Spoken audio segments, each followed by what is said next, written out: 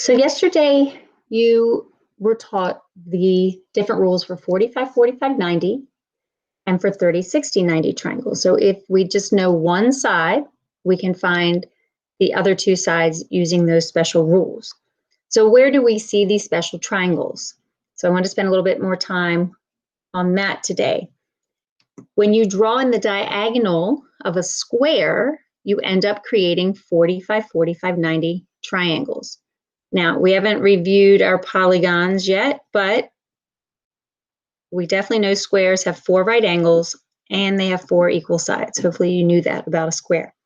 So when we draw in a diagonal, all right, we obviously are going to have those isosceles right triangles. And mathematically, the only way to have that happen creates these 45, 45 degree angles on both.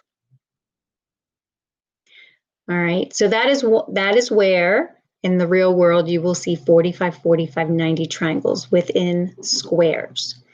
Right? If you draw in the altitude or the median or angle bisector or even perpendicular bisector in an equilateral triangle, you're going to end up with 30, 60, 90 triangles.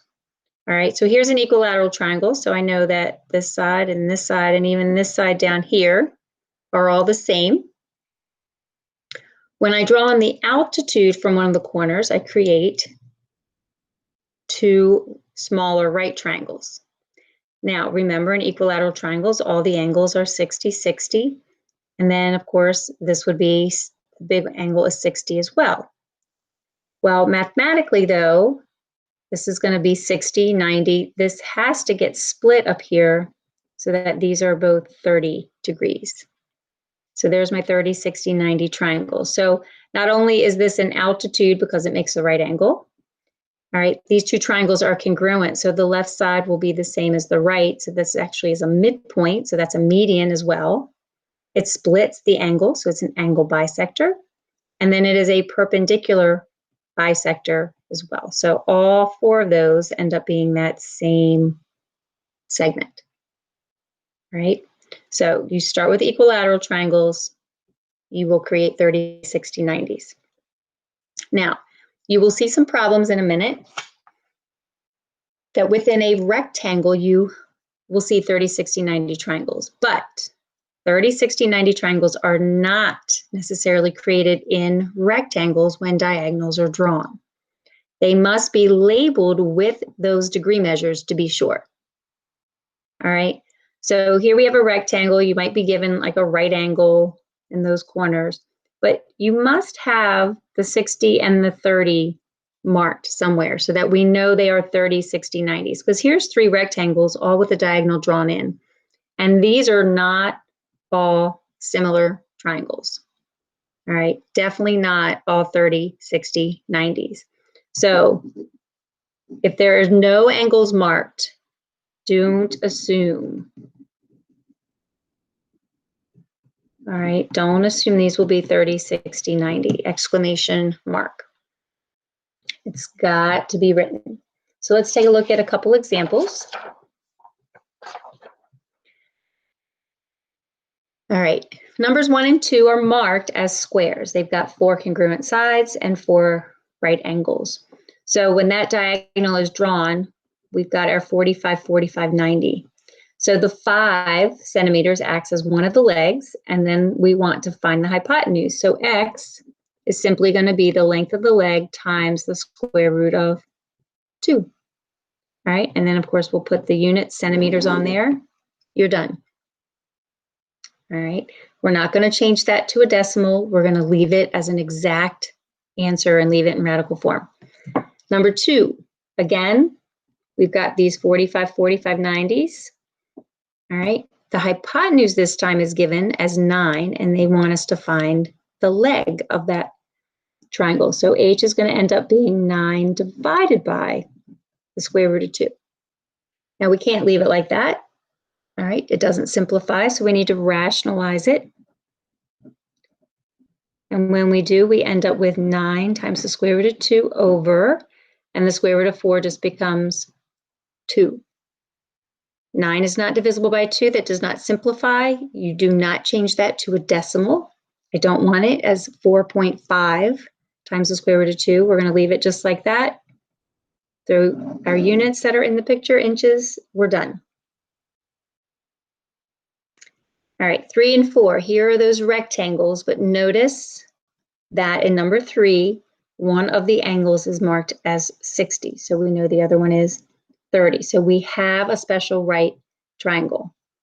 So with respect to our 30, across from that is the short leg. So D is our short, and the 16 is across from the right angle. That's the hypotenuse. So remember, we always either want the short or we need to find that first. So to get D, we're going to reverse the hypotenuse rule, which means we're going to take 16 and divide by just normal 2. And that gives us 8 units are meters. In number 4, again, I see the 30, so I do have a 30, 60, 90. All right, across from the 30 is the W, so the W is my short. So I need something else in this triangle, and the only thing I see that I can bring down is that 12 feet. Those lengths of my rectangle will be the same, so that acts as my long leg. So to get W, we're going to take 12 and divide by the square root of 3, because that normally the rule is to take the short times square root of 3 to get the long, so we're going to divide.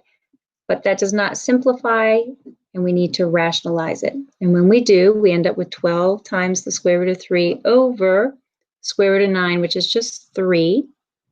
Now we do get some simplifying. 3 goes into 12 4 times. So our final answer is 4 root 3 feet.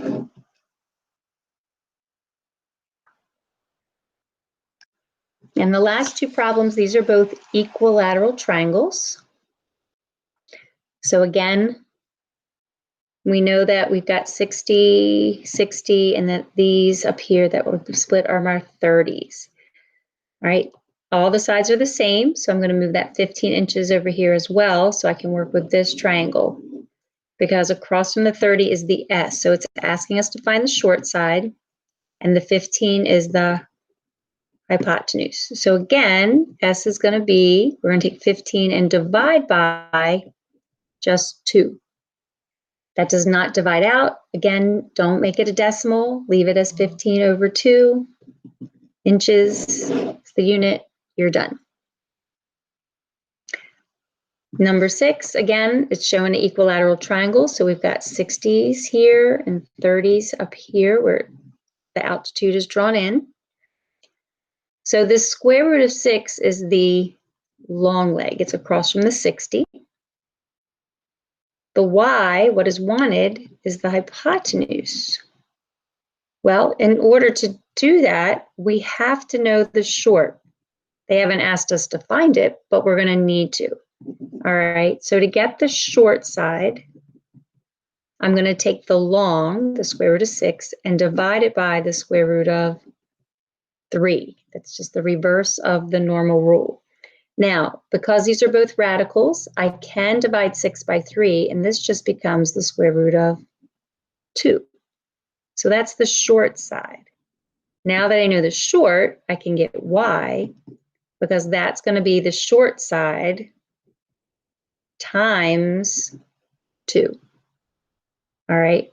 So really all we're going to do is we're going to stick the 2 in the front, and we get 2 root 2 for Y.